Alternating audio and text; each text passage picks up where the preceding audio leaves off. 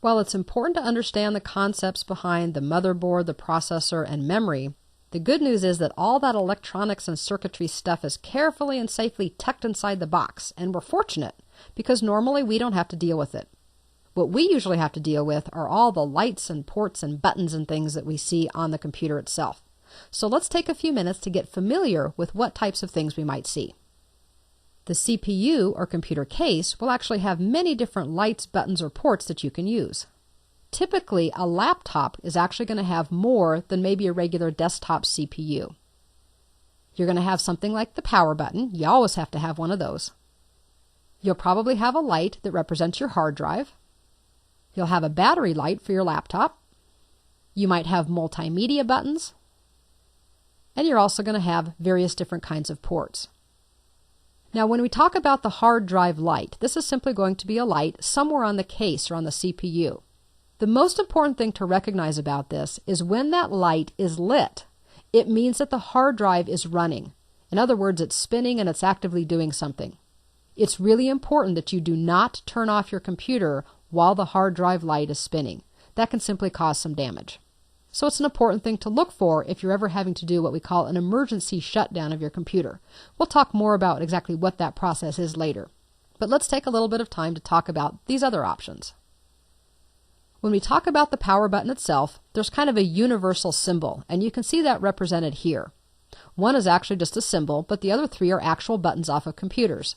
So they may be different colors, they may be lit up, they may be different shapes, but somewhere on your computer there's going to be a power button that you will use to power up and sometimes to also power down. The power button is a basic component, but so are the ports, which is how you actually connect things to your computer. The things that you connect to your computer, to the CPU or to the box, are called external devices or sometimes called peripheral devices. There are many types of peripherals, and there are many types of ports to go along with those. Some of the ports are specific to certain types of devices, and others are more generic and connect different types of devices to the same port. Remember that when you're connecting things to a computer, there is often a right side up for a connection. They can't just go in any old way. And maybe most importantly is never force a connection. If you try to force a cable into a port, you can damage both the port and the device cable. There are several types of ports, and this can be very confusing to people, so we want to go over some of the basics. There are actually many more types of ports than this. Some of them, though, are older, and you don't see them very often, so I didn't want to confuse you with things you probably won't see.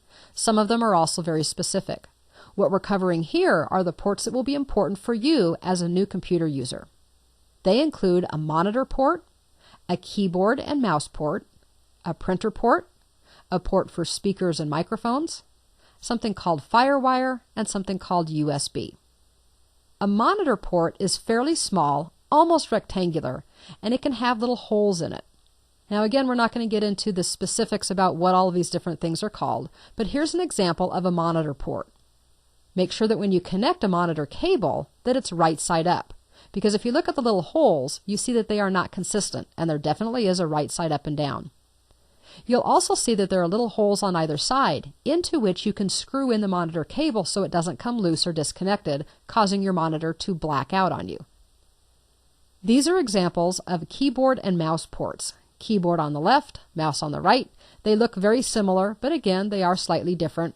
And if you ever plug your keyboard into the mouse port, you'll know because they just don't work right. Again, you will see that there definitely is an up and a down. Even though these look like they are round cable connectors, there is a top side.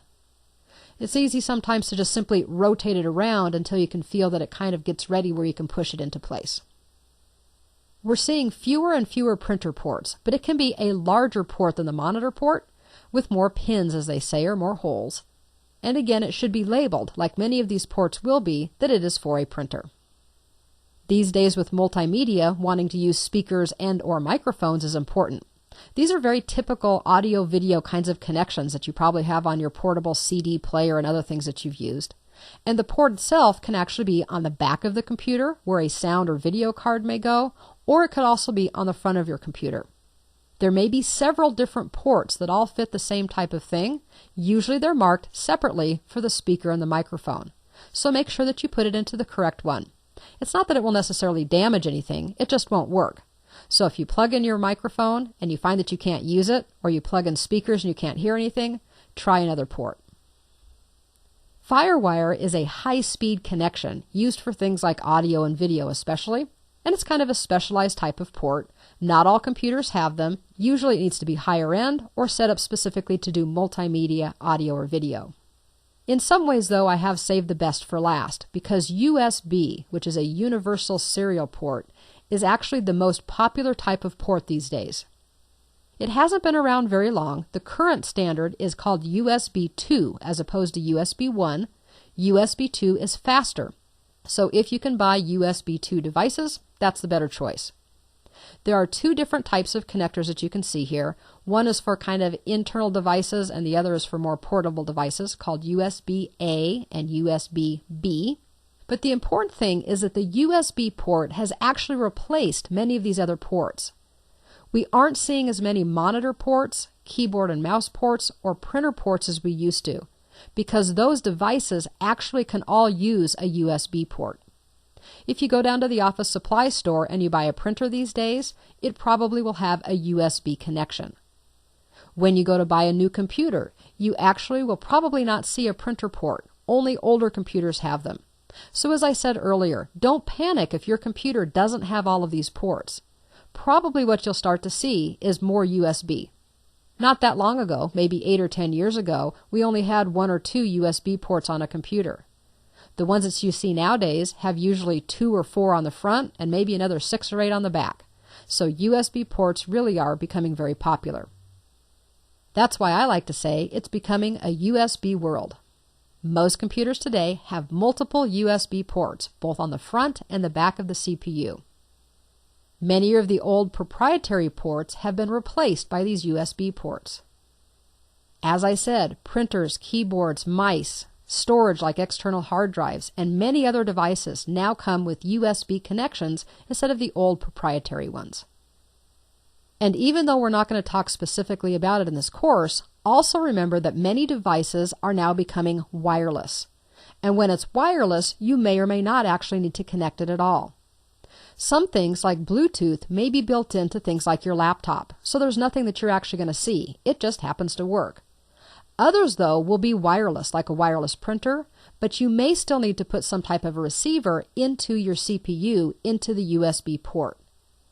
The important thing to remember is that whether it's a cable or through some type of airwave, you need to have some type of connection between hardware and your CPU or your computer.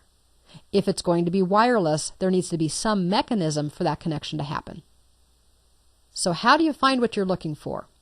Well, every computer is going to have buttons, lights, and ports, and they're all going to be in a different location.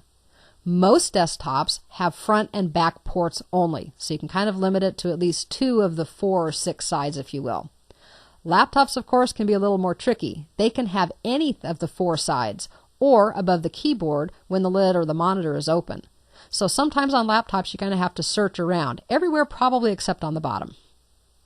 Sometimes your ports and cables can be color-coded. So when you're trying to figure out which one is the mouse and which one is the keyboard port, it may be that one of the cables has a purple end on it, and so does the port. That sure makes it easy. Most are also labeled with some type of an icon. Now, if you're like me, you have to turn on a light and get pretty close to be able to see them, but you often will have a little keyboard, a mouse, a speaker, a microphone, a monitor, a printer. Those types of kind of generic universal icons may be printed somewhere on the case that will help you determine which port it is that you're looking for. And last but not least, you can always refer to your Quick Start Guide or the user's manual that came with your computer. It should have several diagrams that will identify all of the buttons, lights, and ports that are available for your particular system.